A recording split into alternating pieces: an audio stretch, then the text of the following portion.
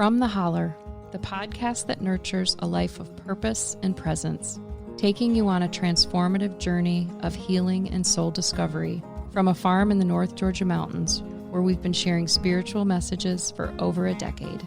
I'm your host, Vikki Fraker, a dedicated life coach, spiritual healing guide, and a student of life, here to help you live an awakened life and take you on an unlearning journey.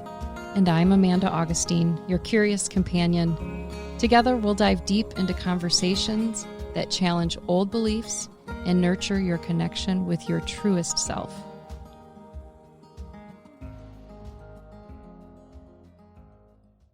Welcome back. How you doing? I'm doing awesome. Good. How are you doing? I'm doing great. I'm super excited for today. I think we're going to talk a little bit about our healing journeys.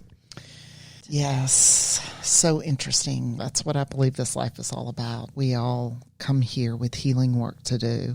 We can either be awake or asleep for our journeys. And so this offering today is really about helping us wake up for our journey, helping us meet life with an open heart, and to look at all the things that block us or that get in the way from us living with an open heart. So I'm going to take it back because that's what I do. I dial it back because first I think we need to understand what is healing. You know, for a lot of people that can mean a lot of different things, but it's a big word. Words have energy and words mean whatever they mean to each person. That's the thing. So you can throw a big word out there like healing and you'll get as many answers as there are people. And I think that's the way it is supposed to be. It's to be received in whatever way feels right for you. The way that I am sharing it is from the journey that I have gone on in my life and how when I did not choose to do my healing work and I did not choose to live with an open heart, there was a lot of suffering, there was a lot of chaos, there was a lot of confusion. And it doesn't mean that I'm on a healing path now and that I don't still have hard things that come my way. It's just the way that I move through them is completely different than I once did. So that's when you talk about healing. It's like, God, what is healing? And it's reclaiming those pieces that we deemed were unlovable for whatever reason. It's going back and getting those pieces that we cut off, tore off, threw away, that we deemed unlovable. That's what healing is to me. And so when does that happen? Like when do you find most people start cutting off parts of themselves? I'm sure it's at different ages, right? Yeah. But do you see some patterns? Yeah. Do you see patterns? I think, again, everybody's journey is different. But I think we come into this life wanting to be seen, heard, acknowledged, and loved, and know that we matter. And so whenever that process, we have to start working for those things rather than just actually receiving those things at different states that we're in, different stages that we're in, then we start working hard. And it's an illusion to make us believe that if I do this, then I'm worth this or then I'm lovable. And it's all one big lie. And so a lot of this whole healing process for me that I've been on is really unlearning all the shit that is no longer true for me, coming back home to my heart, coming back home to my truth. Sounds dreamy to be able to do that, but it's a lot of work. It is, but I always say not near as much work as hustling and striving and just working for something that you never even receive. Because whenever the world hands you those things temporarily, the bar is always raised. And the lie is there's a bar. There's not even a bar. That's external hustling. You know, this is about doing the internal work, opening it up inward and seeing what lies at the bottom of my heart. What did I come here to be? Who did I come here to be? What wakes me up? What lights me up? What brings me joy? because that then becomes the healing process to me. Because the more we can connect with that, our life changes externally. It's an inside job.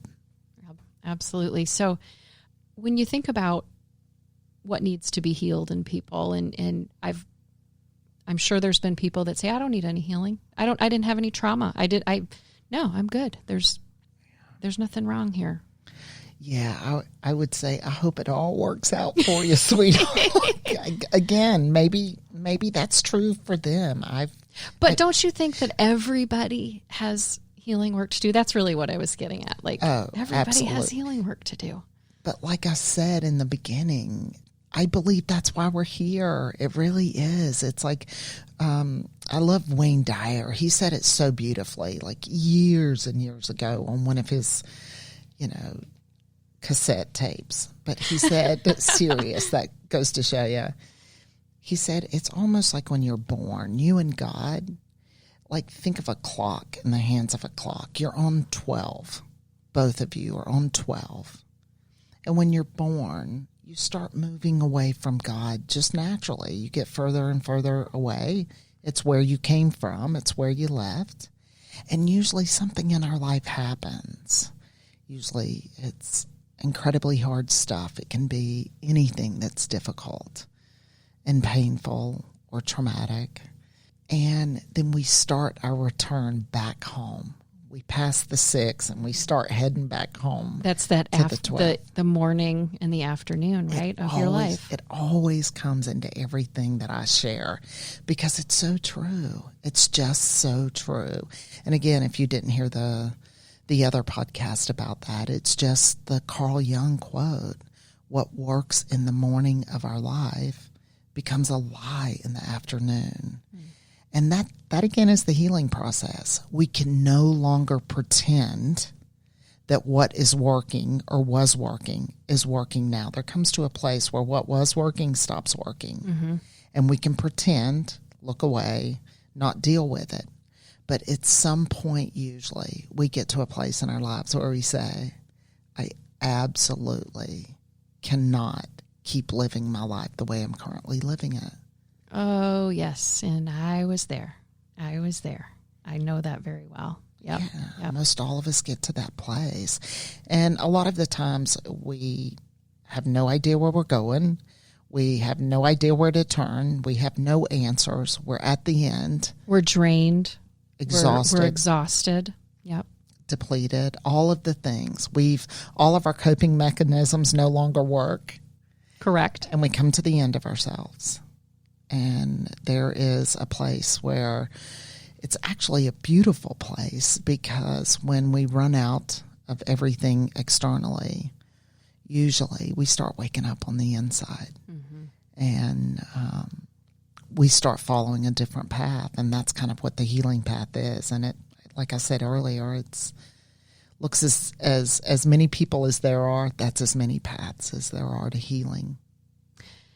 So for somebody who this is not working in their life anymore, they want to do different, be different, know different, learn different, where do you start? Well, I always say you start at the beginning, wherever the beginning is for you.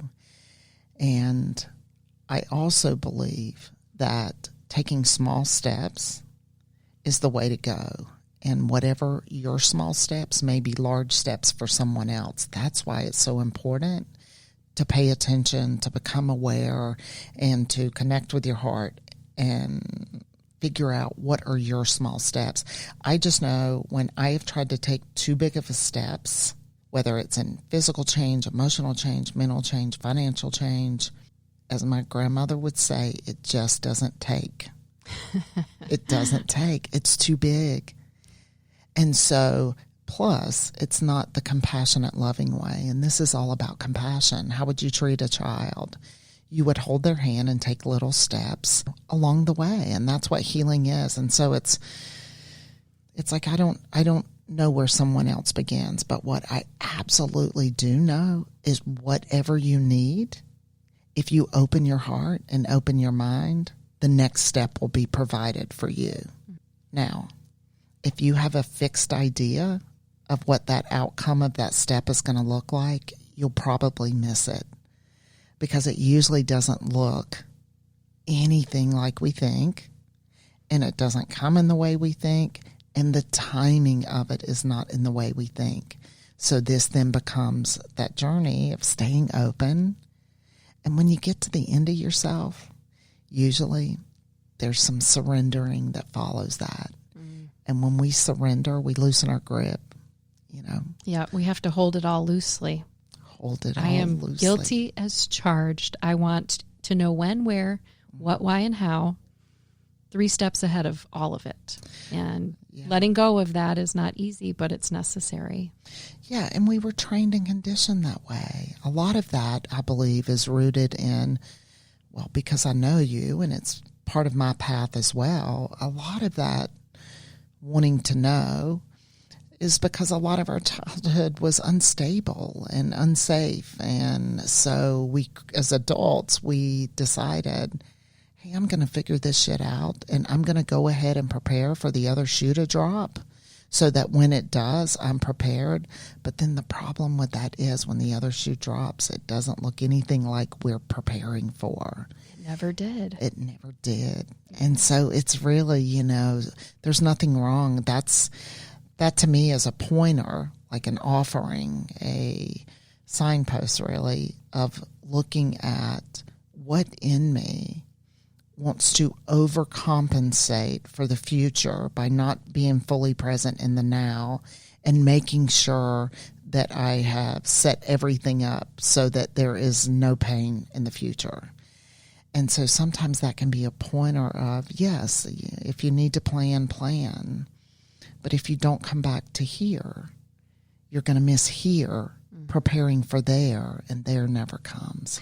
I think as a child, I taught myself, if I worry about it, it won't happen. Yeah. If I worry about it, it won't happen. And that is usually true, because the thing never usually ends up happening that you worry about. But at the same time, there's so much energy lost in the worry. So it's been a lifelong path for me, but it's interesting now that I am where I am, and I can peel back that layer and take a look at it for what it is. So I'm trying to hold it all loosely. But there's power in the courage that it takes to look at that, to look at something like a deep held belief that you don't even realize is buried in your heart, that is almost subconscious. If I worry about it, it won't happen. And then you don't even realize how your worrying is actually stealing your life right now while you're preparing for something to not be stolen down the line. Oh, exactly. So a pointer to that can be, of course, sweetheart, I could see how as a child you did that in order to feel safe or protect yourself. But now that we're a little bit older, and I believe that little girl is still inside of us and with us, you can let her know that that is an old coping mechanism that y'all are no longer going to use because it's no longer your truth. And so anytime you catch yourself even worrying about something, it can be an incredible gift to say, I'm at a crossroads. I don't want to keep reiterating this pattern on my heart. It's time to actually choose another pathway and let this old way go. It's not serving me anymore. No, and if it's not serving you, it's not serving the relationships you're in, and it's not serving why you're here and what you came here to be, who you came here to be. So you just said a few moments ago, knowing what my truth is, right? And this is all part of the healing process. But what I find myself coming back to is how incredibly hard it is to identify what those truths are that no longer are true for me, But I think because they're so ingrained in us, it's often hard to identify what those are. So can you talk a little bit about that and going back and figuring out, what is it that I believe and how do you break that down? Yeah, it's a beautiful process, and it's very layered, and it's just a beautiful thing to even start asking those questions. I know how you would do it. I'm always going to say that, but I can tell you some tools that help me, and then you can find a way that works for you. For me, whenever there is discontentment in my soul, something's off. So if my days are really busy and my thoughts are really busy and my movement is really busy, then I don't have any space to connect with the feeling of discontentment. But the gift of discontentment usually is it doesn't go away. It just keeps playing.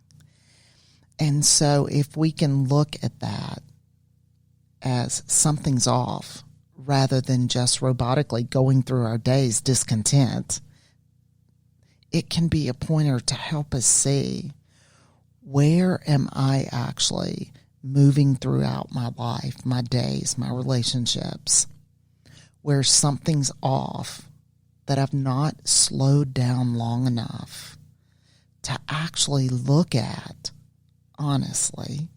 That's the hard part, to honestly look at and say, I am going through the motions here and my heart's not in this. And I want to look at why my heart is not in this. And the more you peel back another layer, it's like, my heart isn't in this. I wish it was, but it isn't. And I've not been honest about it. So I have been going through the motions rather than bringing all of me into that. And therefore, it's the gift that I'm not supposed to be doing this shit this way, whatever the shit is. Yeah, it just doesn't feel right. It doesn't feel right. Yeah, and it doesn't mean that we don't have to do things sometimes that don't feel right. I'm talking about the deeper undercurrent of our lives when we know something's off and we've been going through the motions because maybe we're not ready to deal with the feelings of what's underneath all that. And so we can do that for a period of time, but it's been my experience after a while, physically, your body will let you know you can't keep going through the motions of this and pretending that this is your truth or this is honest and real for you, because it isn't. Yeah, I think that whole discovering what your truth is almost like the grand process of exiting, like the afternoon of your life. You just take everything for what it is and never question. And so sometimes it's hard to really figure out what those things are that I don't believe anymore or aren't true for me or don't feel good to me. And so just slowing down, I think, for me has been the single most important tool that I've used, because I'm a doer. I'm a list maker. I'm going to go out and get shit done. And there's no time for this. There's no time to stop and sit with this and think about this. And I've really, in the afternoon of my life, been giving myself permission to do that, because it's okay to not do things. So well, it changes the things you do when you not do things. Sure. It's stillness is, as you know, it's everything we believe, everything we share out at the farm. That there's also a promise that says there's a knowing that follows stillness. Be still and know. That's one of our signposts as well. So if we don't take the time to slow it all down and get still, we will be robotic about our life, and we'll look away and 5 or 10 years will have gone by. It really is about that beautiful questioning and staying on a path of asking, because that word truth, sometimes it can kick up a lot for a lot of people. I know me, how I grew up, around some stuff with dogma and religion. It's like, there's one truth, and, this is it. I've got it. And you got to come to me to get it. And I heard somebody say one time, like, your truth changes constantly. And it's like, wait, what? Somebody is like, yeah, then that's not the truth. It's like, oh no, what was true for you yesterday, 6 months ago, 6 weeks ago, whatever, is not necessarily true for you today. What? So what? Vikki, how is that? This is the first time I'm hearing about this. Are you serious? Really? Like, tell me more. What was true for you 6 months ago? The person you were, you're always in a becoming state. You've never just got to a stagnant place. You're continually evolving, expanding, becoming. So your perspective, your experiences, your life was based on what you have actually gone through up until that point. You go 6 months from now, like, think of how your perspective has changed since we've been creating Farm to Souls. I mean, you're so right. I mean, I look at it now, I'm like, how could I have not seen that? But I guess hearing those words, because here I am trying to identify what my truths are, and maybe it's not just always identifying what those are because they're ever changing. It's really like looking at who you are at that time. I think it's awakening to what's true for you in this moment. Yeah, it's a very different feeling than what are my truths. One is very ego, rigid, kind of harsh. I've got to identify these and cling to them and live from them. That's not what we're talking about. We're talking about opening up your heart and really settling in deep into your soul, whatever words work for you. You know, I always like to put my hand over my heart and just say, sweetheart, what's going on? And it's just getting honest about where you are, what you need, what's coming up for you, what you're afraid of, what you believe in, what you long for. Like, that to me is when I'm saying living from your truth.